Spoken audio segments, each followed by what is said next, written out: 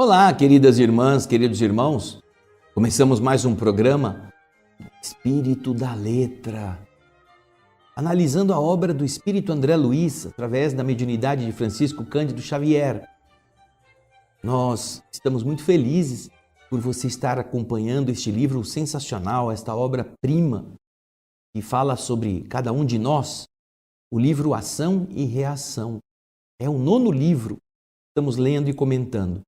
E você pode ajudar muita gente, caso se você se interessar em fazer chegar a essas pessoas que estão nas suas listas a informação de que o livro Ação e Reação já está sendo lido e comentado.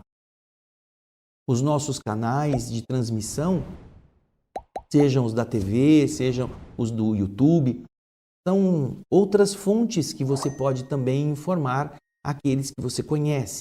Porque nestes canais estão todos os outros livros que já foram lidos e comentados, não só este que estamos fazendo. Hoje, como você sabe, nós vamos terminar o capítulo 2. Capítulo que nós dividimos em 2 partes porque ele é muito rico e não queríamos lê-lo com pressa, queríamos comentar, queríamos aprofundar aquilo que o instrutor Druso estava falando.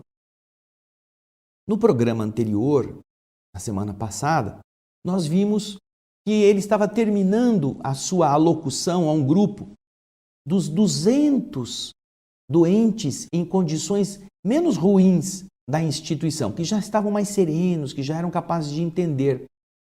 E para que você retome essa pequena fase final do diálogo de Druso com os seus pupilos da Mansão Paz, eu vou voltar aqui e ler para você o parágrafo final. Não é o que nós vamos começar hoje. Só para você recordar. Druso está dizendo, nós que temos errado nas sombras, errar aqui é no sentido de caminhar, de andar a esmo, perdidos na sombra, atormentados viajantes do sofrimento, nós que conhecemos o deserto de gelo e o suplício do fogo na alma opressa, poderíamos acaso encontrar maior felicidade do que a de subir alguns degraus no céu para descer com segurança aos infernos, de modo a salvar aqueles que mais amamos, perdidos hoje, como nós nos achávamos ontem, nas furnas da miséria e da morte? Quando você descobre algo bom, quando você identifica a lógica que antes você não conhecia, o que já significa subir um pouquinho na direção do céu, como é bom poder voltar àqueles que estão lá nas furnas para ajudá-los a que se reergam. Isso me faz lembrar aqui, olha, a historinha do peixinho, o peixinho vermelho. Nós temos essa historinha como uma história que Emmanuel conta no prefácio do livro Libertação. O peixinho vermelho. Aquele peixinho que estava num laguinho e que consegue passar pelo vão das grades do escoadouro da água e ele descobre um outro mundo. Daí ele viu maravilhas que os seus amigos que estavam naquele laguinho lá no interior não conheciam. E ele então luta para voltar e ir lá relatar o que ele havia descoberto. É a mesma coisa. Dito com outras palavras, é claro. Então agora, pegue o seu livro, nós vamos dar continuidade à leitura final, da parte final do capítulo 2, que você vai acompanhar com a gente a partir de agora. Vamos lá? Dezenas de circunstantes entreolhavam-se admirados e felizes. A essa altura, diz André, o mentor se mostrava aureolado de doce claridade, que se irradiava do seu tórax em cintilações, em brilhos opalinos, aquilo meio leitoso, azulado. Olhei meu companheiro Hilário e, reparando nele, os olhos também nublados de pranto, procurei sufocar a minha própria comoção. Eu também estava emocionado. O instrutor não estava falando como quem estivesse ensinando teorias. Na sua voz, ele colocava a inflexão de quem trazia uma dor imensamente sofrida e dirigia-se aos companheiros humildes ali reunidos, como se eles fossem, todos eles, filhos queridos ao seu coração. E ele, comovidamente, prosseguiu dizendo: supliquemos ao Senhor, nos conceda forças para a vitória. Vitória que nascerá em nós para a grande compreensão. Somente assim, ao preço de sacrifício no reajuste, conseguiremos o passaporte libertador. Calando-se o dirigente da casa, levantou-se da assembleia uma senhora triste e, caminhando até nós, dirigiu-se a ele em lágrimas. Era uma das doentes, não é? Ela disse a ele: meu amigo, perdoe-me a intromissão. Quando é que eu partirei para o campo terrestre com meu filho? Tanto quanto eu posso, eu o visito nas trevas. Ele não me vê, nem me escuta. Sem se dar conta da miséria moral à qual ele se acolhe, continua autoritário e orgulhoso. Paulo, no entanto, não é para mim um inimigo. É um filho inesquecível. Ah, como pode o amor contrair tamanho débito? E Druso exclamou, reticencioso: é verdade, sim, minha irmã. O amor é a força divina que frequentemente nós aviltamos, nós desprezamos, nós ferimos. Nós a tomamos pura e simples da vida com que o Senhor nos criou. E com ela inventamos o ódio e o desequilíbrio, a crueldade e o remorso, que nos prendem indefinidamente nas sombras. Quase sempre é mais pelo amor que nos enredamos, que nos envolvemos em pungentes, em penosos labirintos no tocante à lei.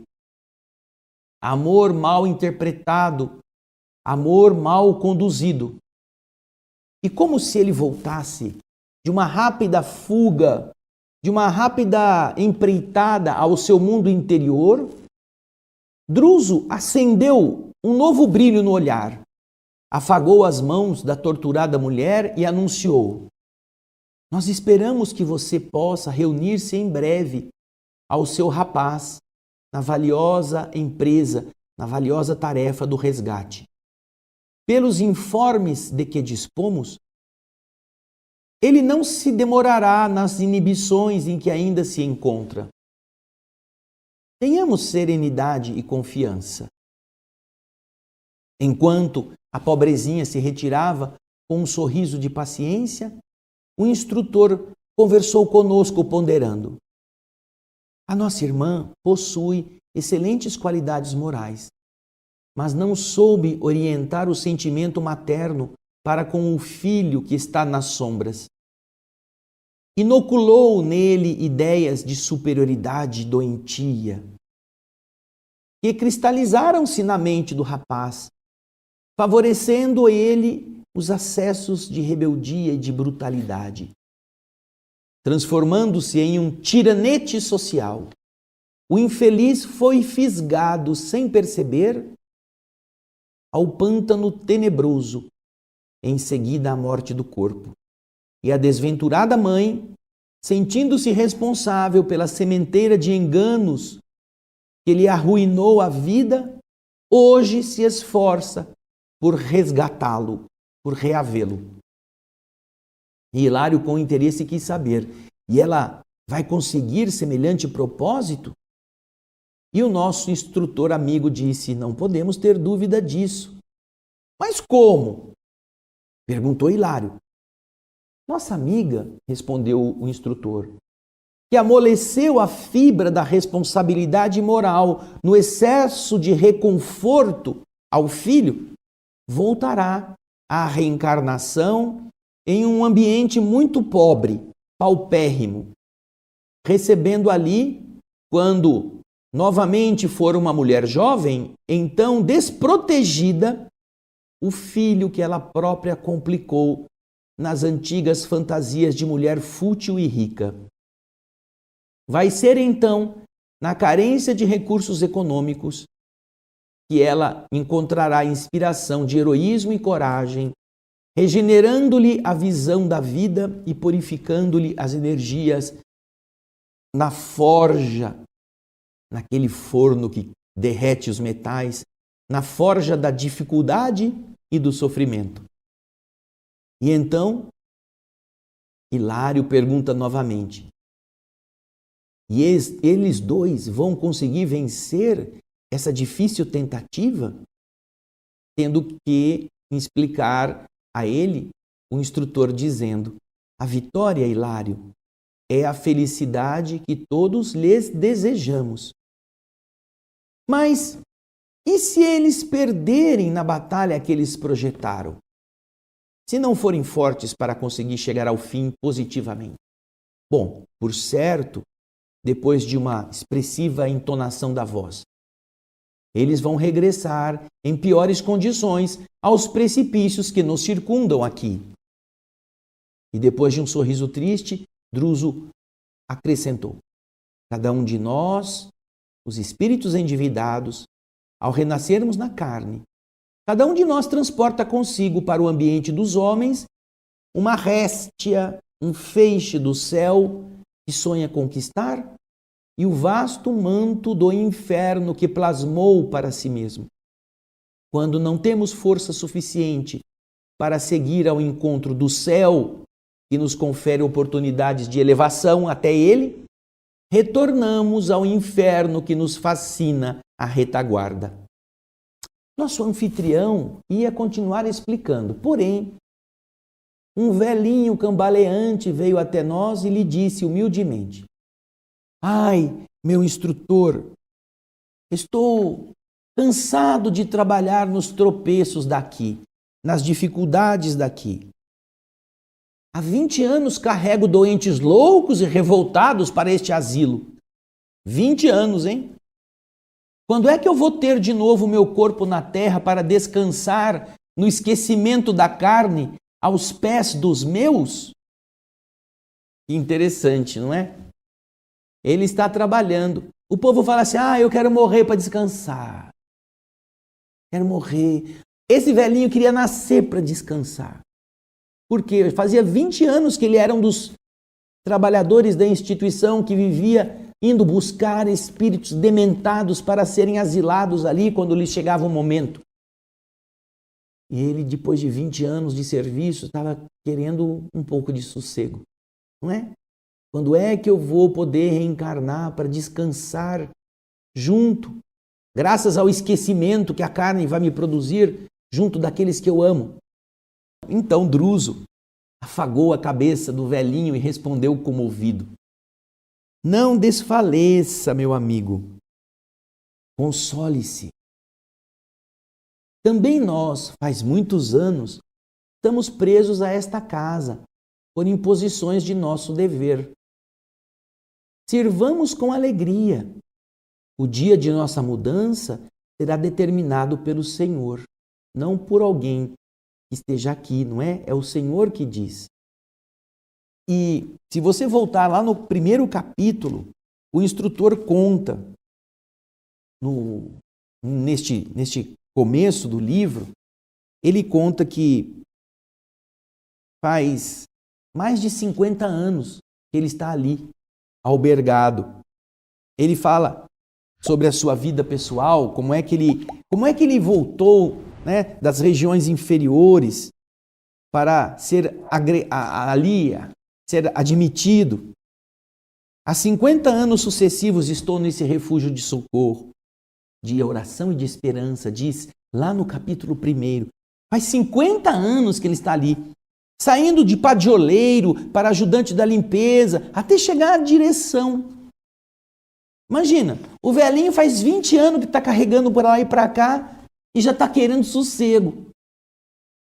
Enquanto que o mentor agora está dizendo a ele, não, meu filho, você precisa esperar, sirva com alegria, faça as coisas bem feitas, tenha alegria em fazer, não como quem está carregando um fardo.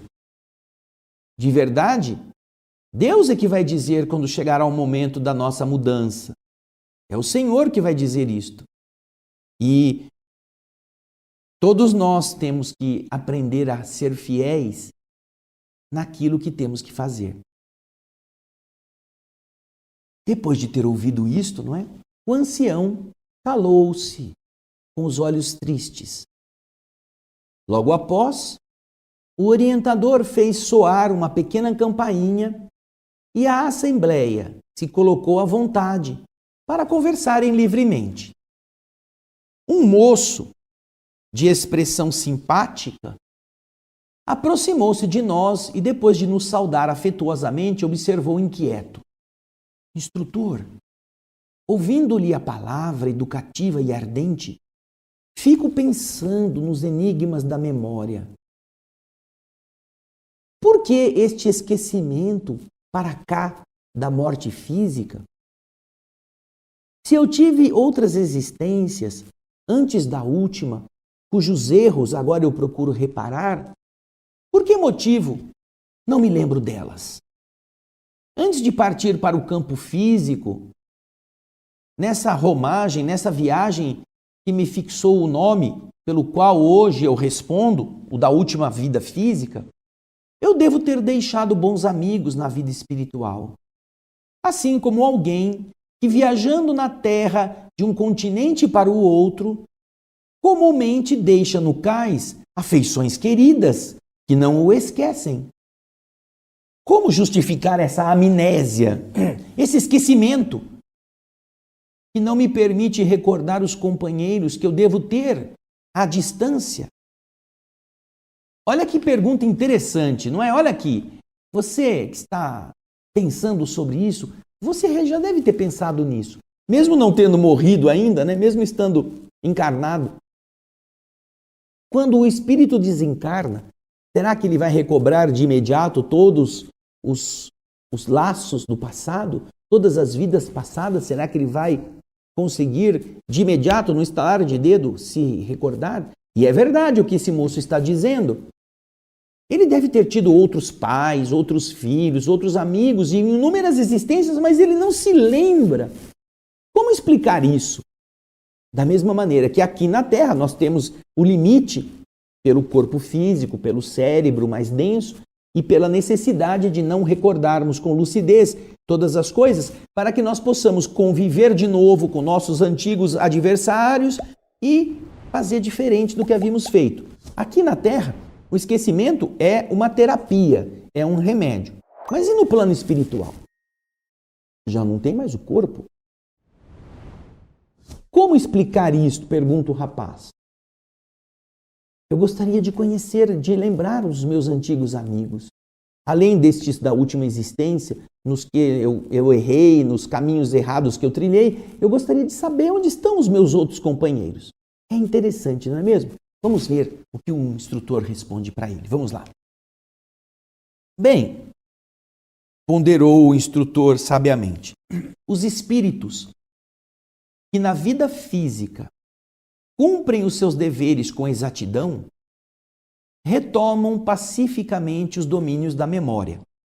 Então logo deixam o corpo de carne, reentrando em comunhão com os laços nobres e dignos que os aguardam na vida superior, para que continuem no serviço de aperfeiçoamento e de sublimação que lhes diz respeito.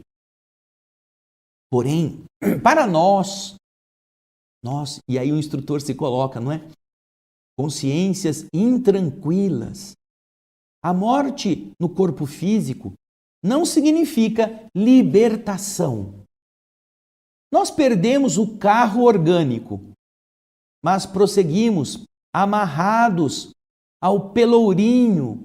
Aquele pelourinho que na época da escravidão servia para prender os negros e castigá-los, né? Nós seguimos amarrados ao pelourinho invisível de nossas culpas.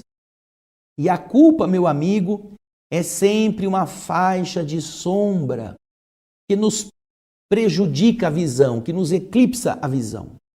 Nossas faculdades de lembranças, as faculdades mnemônicas da memória, referentes às nossas quedas morais, elas se assemelham, de certo modo, às conhecidas chapas fotográficas, as quais, se não forem convenientemente protegidas, sempre se inutilizam.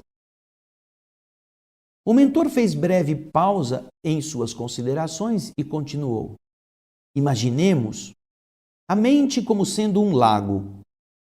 Se as águas se acham pacificadas e límpidas, a luz do firmamento pode retratar-se nele com segurança, com fidelidade. Mas, se as águas vivem revoltas, as imagens se perdem diante do movimento das ondas móveis. Principalmente quando o lodo acumulado no fundo vem à superfície. A rigor, somos aqui, nas zonas inferiores, seres humanos muito distantes da renovação espiritual, mesmo estando desencarnados. O rapaz então escutava as informações do instrutor visivelmente surpreso e dispunha a fazer novas interrogações diante da pausa que se fizera. Porém, o instrutor, antecipando-se à sua palavra, acrescentou em tom amigo: veja a realidade em si mesmo. Apesar dos estudos aos quais agora, nesse momento, você se dedica, e apesar das sublimes esperanças que lhe ocupam agora o coração, veja só, o seu pensamento vive preso aos lugares e paisagens dos quais, pela morte, supostamente você se desvencilhou. Em pleno caminho da espiritualidade, você se identifica com as escuras lembranças que permanecem ao longe no seu tempo. O lar, a família, os compromissos imperfeitamente solucionados. Tudo isso, meu amigo, é peso, é lastro, inclinando sua mente para o mundo físico, onde nossos débitos pedem sacrifício e pagamento.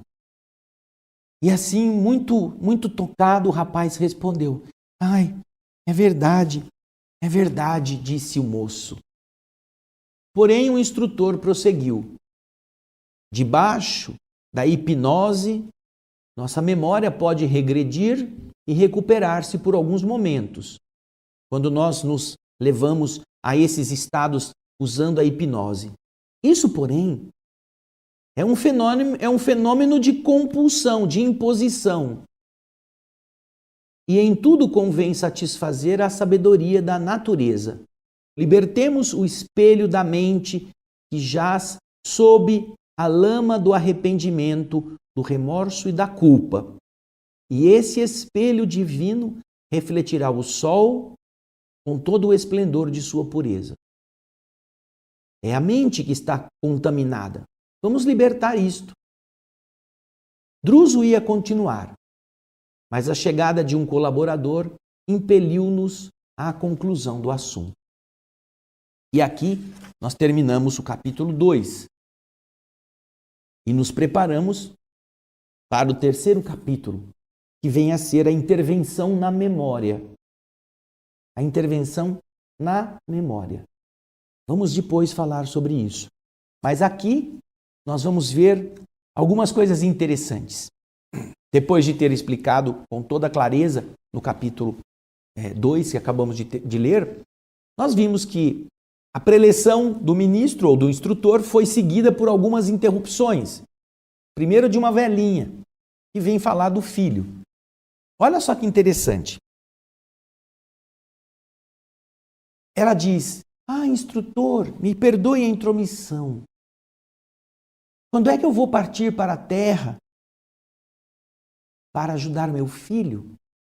Ele parece muito intransigente, intratável. Ele não percebe a miséria moral em que ele está. Para mim, ele não é um inimigo, é meu filho que eu amo tanto. Eu gostaria muito de poder ajudá-lo. Esse foi o pedido da velhinha.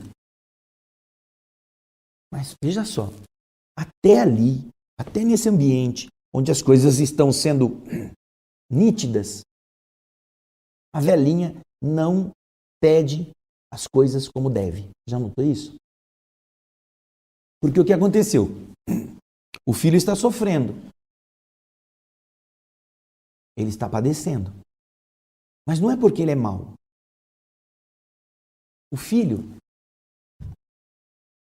está sofrendo porque ela, a mãe, que era uma mulher rica na última encarnação, que tinha muito recurso e abundância, ela criou o rapaz como se o rapaz fosse um príncipe, um barão, que ele tivesse todos os direitos, que ele não precisasse fazer nada. Ou seja, ela não diz ao instrutor, apesar do instrutor saber, que ela é que precisa se recompor. Ela quer ajudar o filho, como se ela fosse a salvadora do garoto. E realmente, ela vai ter que fazer isso. Mas você vê como, até mesmo para expor nossas mazelas, nós temos dificuldade de assumir nossos erros. Ela não disse: instrutor, eu fiz tanta bobagem quando eu criei esse menino, agora eu estou sofrendo por minha culpa. Mas eu gostaria de ajudá-lo e eu preciso me ajudar. O senhor sabe quando vai chegar a vez de eu poder retomar um corpo físico? Não, ela diz: o Paulo não me vê, não me escuta. Eu sempre que posso vou visitá-lo nas trevas. Ele está lá porque você enfiou ele lá, sua louca. Convencida.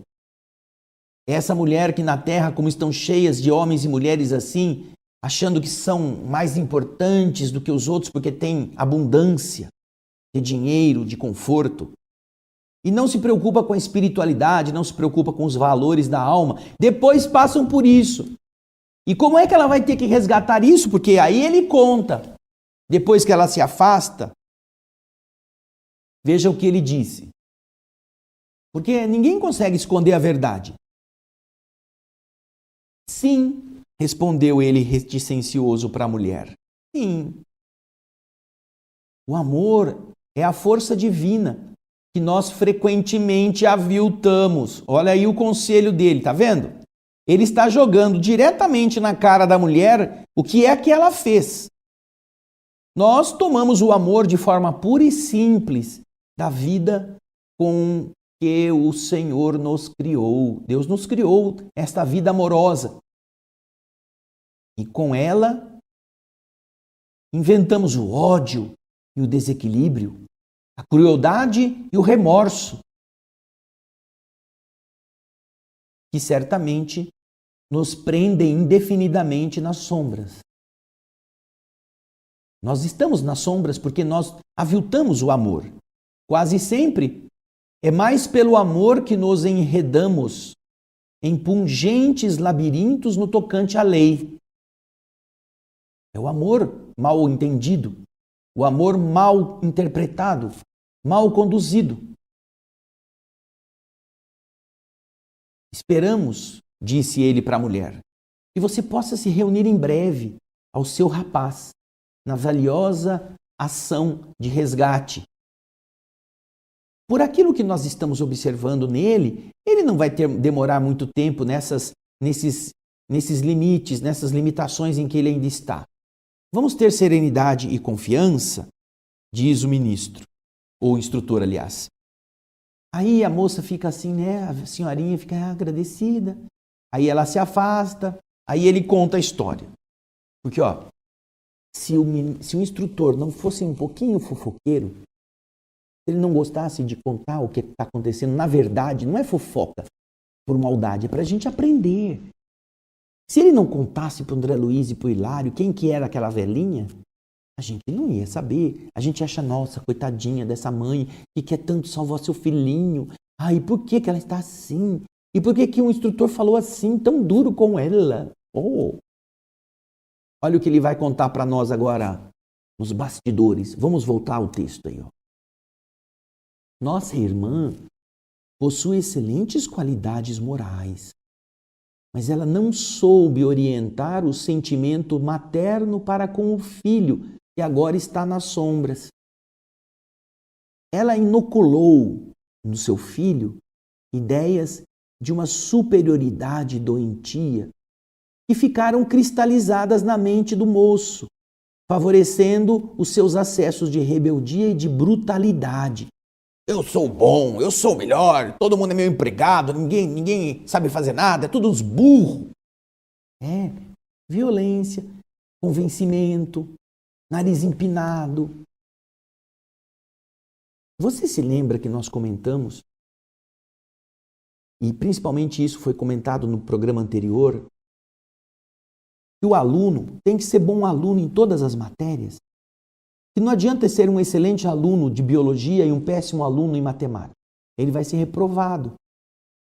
Ele pode ser muito referência para os seus colegas em determinada matéria por ele dominar com facilidade, mas ele vai ser um zero à esquerda em outras se ele não estudar. Da mesma forma, não é porque a gente vai fazer algumas medidas generosas em alguma área da nossa vida que os erros que nós cometemos estão apagados. Não estão, não.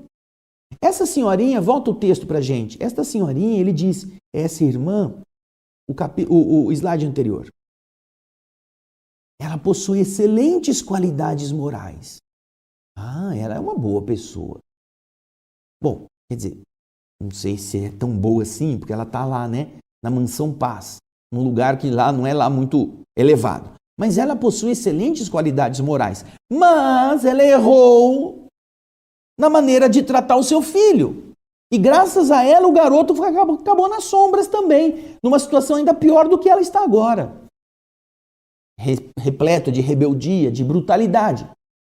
Na sequência, ele explica que ele se transformou em um ditadorzinho na sociedade em que ele viveu. E por causa disso, ele foi fisgado sem perceber pelo pântano tenebroso assim que ele morreu, que o seu corpo morreu. E a partir disso, a desventurada mãe, sentindo-se responsável pela sementeira de enganos que lhe arruinou a vida, hoje se esforça por retirá-lo do lodaçal. Está vendo? Foi rica, foi importante, achava que era dona do mundo, ensinou mal o seu filho. Quem é que sofre agora? A pobre da mãezinha. E como é que ela vai resgatar isto? Hilário pergunta. Ah, ela vai resgatar numa vida em que ela será responsável por fortalecer as fibras morais daquele rapaz. Ela amoleceu as fibras da responsabilidade dele no excesso de reconforto. Mas ela vai voltar à reencarnação em que condições? Em uma condição de extrema pobreza. Vai reencarnar em um círculo paupérrimo, recebendo aí, quando já tiver atingido a idade madura para a procriação, o filho que ela própria complicou nas antigas fantasias de mulher fútil e rica. Agora vai ser filho de uma miserável. E ele que estava acostumado a ser o manda-chuva, agora vai ficar passando por todas as dificuldades. Está vendo como funciona? Mas você percebeu que a mulher não disse que ela tinha culpa no cartório. Ela só foi perguntar quando é que eu vou nascer de novo para resgatar o meu filho que está sofrendo muito. Então nós percebemos com estas intervenções como o ser humano tem dificuldade de assumir pelo menos de assumir para si mesmo seus próprios problemas, suas próprias deficiências. Nós conhecemos pessoas que se encantam afetivamente por outras e que quando não são aceitos, quando não são correspondidos, ficam ofendidos e começam a tratar mal. Começam a achar ruim, começam a deixar aquelas pessoas assim, ou humilhar, ou não quero saber mais. Não é estranho, não? Antes estava bajulando, queria conquistar. Agora que levou fora, é o demônio encarnado. Por que essas pessoas não se analisam? Por que elas não se olham? Por que elas não têm um pouco de maturidade? Porque elas não se conhecem, elas fingem que são uma coisa que não são. E você fazer uma anamnese, você fazer uma pesquisa em você mesmo, você chegar lá no profundo de si próprio e dizer, nossa, que pisada na bola que eu fiz, não é? Ai, isso dói. Nós todos somos quase santos. Mas de repente você perceber que tem um monte de remendo na sua túnica, que a sua túnica está toda podre. Ainda eu não sou tão santo assim. É isso que faz sofrer. E é por isso que as pessoas se iludem, que elas se enganam, que elas acham que elas são boazinhas e que elas não são compreendidas. E que como é fácil pôr a culpa nos outros, então é melhor do que a pessoa dizer, não, eu sou chato mesmo. Ou eu sou muito melindrável. Ou eu sou cheio de orgulhos. Sou cheio de invejas. Né? Isso é fácil da gente empurrar para as outras pessoas para dizer, eu sou o bom e ninguém me compreende. É o que nós estamos vendo nessas intervenções. Depois vem quem? Depois vem o velhinho. Faz 20 anos que eu estou aqui carregando o peso de gente demente para um lado e para o outro. Quando é que eu vou descansar? Puxa vida! Você vai falar com um instrutor que faz 50 anos que está trabalhando ali sem reclamar. Está mantendo a instituição com todo o seu devotamento e você vai reclamar que faz 20 que você está ali fazendo um dos serviços que são os mais difíceis, mas também os menos importantes. Ao invés de dizer, graças a Deus, eu estou trabalhando, estou trazendo outros seres para cá, para serem ajudados. Que alegria eu poder resgatar essas pessoas. Eu me desgasto, mas eu me recomponho com a felicidade que elas podem ter a partir de então. Não. Eu estou querendo sossego, eu quero chegar em casa, dormir um pouquinho. Quero que minha mulher fique fazendo cafuné na minha cabeça. Vai tomar então umas férias. Vai renascer para não fazer nada. É isso? Quando, na verdade, a reencarnação é um chamamento ao trabalho, é um chamamento à elevação. Então, vejam só, como são conceitos adulterados, os que muitas vezes fazem a nossa razão perder o rumo e achar que estamos com todos os motivos para nos considerarmos certos, quando, na verdade, não estamos. Como é o caso do terceiro, que vai falar, Senhor, por que eu não lembro de ninguém? Por que eu não consigo recordar os que estão no passado, antes desta última encarnação que eu tive? Por que a gente morre e ao invés de recuperar toda a memória, a gente não recupera? Ora, os que recuperam toda a memória são os que viveram de forma clara, de forma límpida. Os que não entulharam a memória com culpas, com remorsos, com coisas erradas. Esses podem recuperá-la de forma cristalina. Mas quando a gente vem para o lado de cá, diz o instrutor, e a nossa memória está entulhada de coisas que ficaram lá para trás mal resolvidas, a gente não consegue. Nossa memória fica como se fosse aquele lago que fica revolto, com as águas revoltas, com o lodo que está embaixo vindo à superfície, que não consegue captar a luz das estrelas, a da lua e refletir com nitidez, porque a superfície está toda irregular, está toda movida, agitada. E ele diz, você mesmo, ao invés de você se preocupar em ir para frente, você está preso das coisas que aconteceram na sua família, dos seus trabalhos não resolvidos, dos problemas que ficaram na terra. Então, veja, o peso daquilo que você não fez continua te prendendo àquilo que realmente deveria ter sido feito e você agora precisa se sentir invocado a voltar para dar continuidade.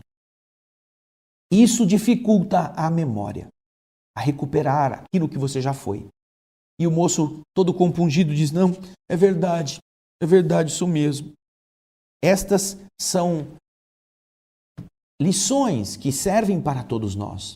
Não vamos esperar chegar do outro lado para irmos assumir nossos defeitos ou fingir que não fomos nós, para que alguém depois cochiche com o outro assim: tá vendo? Ele veio falar isso, mas foi ele que tomou todas as pingas, foi ele que traiu todos os compromissos, foi ele que falou mal do seu colega de trabalho e o cara perdeu o emprego, foi ele que... Não, puxa vida, né? Que vergonha. Todo mundo sabendo quem foi você e você achando que foi o Deus.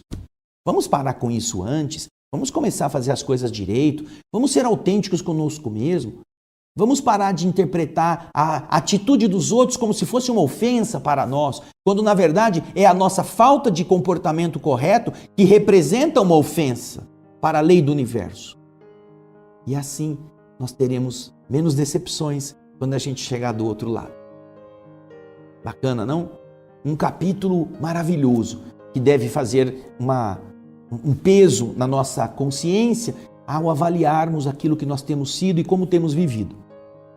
Na próxima semana eu espero você para o capítulo 3, a intervenção na memória. Como será isso, não é? Ação e reação. Vamos ver o que tem a memória a ver com isto e o que fazer, nesse capítulo para justificar a palavra intervenção. Mas isso vai ser na próxima semana.